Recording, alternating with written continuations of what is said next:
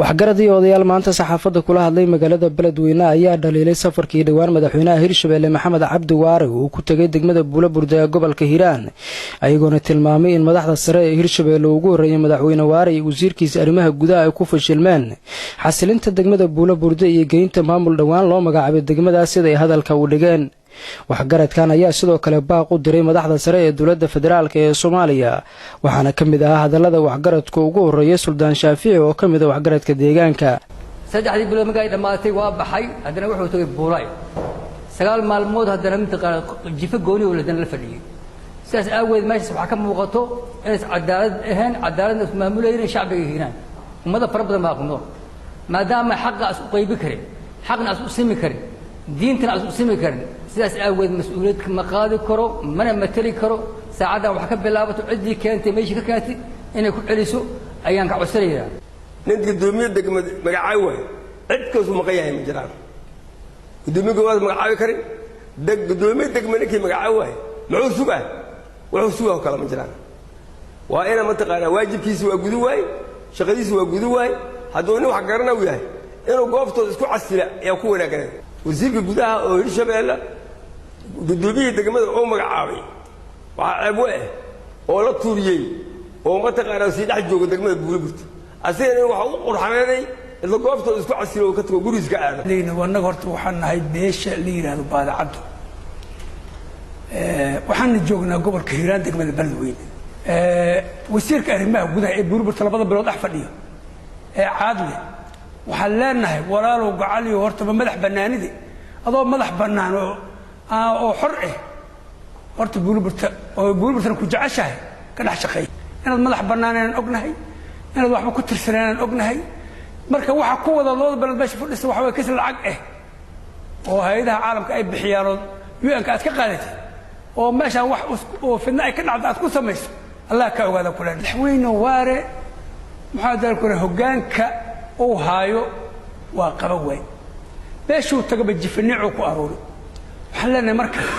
nin jife umad inta leeg ma hogaami kare maxaa dalka horta xilka isaga deg baa leenahay isaga tag meesha ummadda isla dhalatay oo qanaay malaayiinta sana soo dhaqmaysayn xabad yaa isugu dhiibay mudaharada buurburta ka dhacay dada ku dhintay dada ku baabay fanka lacagta asiga bixinay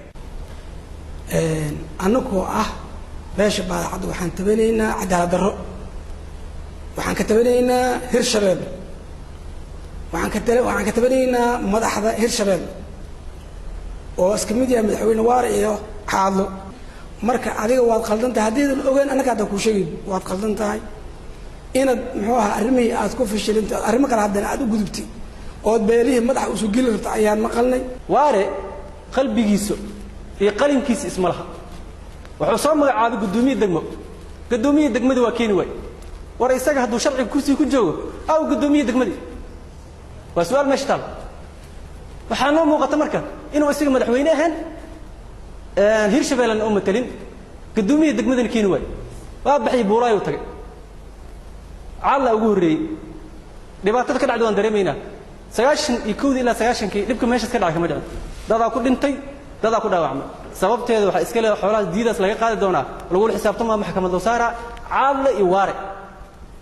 maanta maalin maxkamadda soo taagi doonaa dadkaas ummadan shacabka Hiiraan ka dhasheen waan ku xisaabtamayna oo uu leeyahay golo deegaana la dhisa war golaha deegaanka yaa loo dhisa buulburta 1 kiiloomitir maltii kara geedaha ka baxay wadadeedii baawur ma gasho cunto ma geyso dadka garbay wax ku soo qaataan mooto hataa ma gasho ibnigeedu waa la garanaa caadle iyo waare waxa marka su'aal in weydiiyay ay tahay haddaad rag mas'uuliin sheegana aad tihiin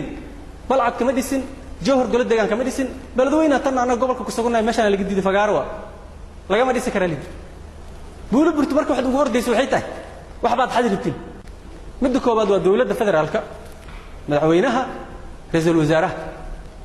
iyo wasaaradda arrimaha gudaha dawladda federaalka oo madaxweynaha Cabdi Maxamed Sabriye waxaan leenahay waxa meeshan ka socdo hirshabelle wax liira ma jiraan waa burbure nidaamkeeda waa dhamaaday dhibaato ka soo socota Buuray iyo Hiiraan waxa la rabaa inaad arintaas wax ka qabataan. dhinaca kale dhalinyaro ku midaysan ururka Hiigsi oo ayagana intooda badan qurbaha jooga ayaa soo dhaweeyay mowqifka ay qaateen waxgaradka iyo odayaashan maanta ku shiray magaalada Beledweyne iyo kuwa ka sii horeeyay oo ayagana shir jaraa'id ku qabtay degmada Buula Burde. Cabdishakuur Maxamed Xasan, ZAB TV, Beledweyne.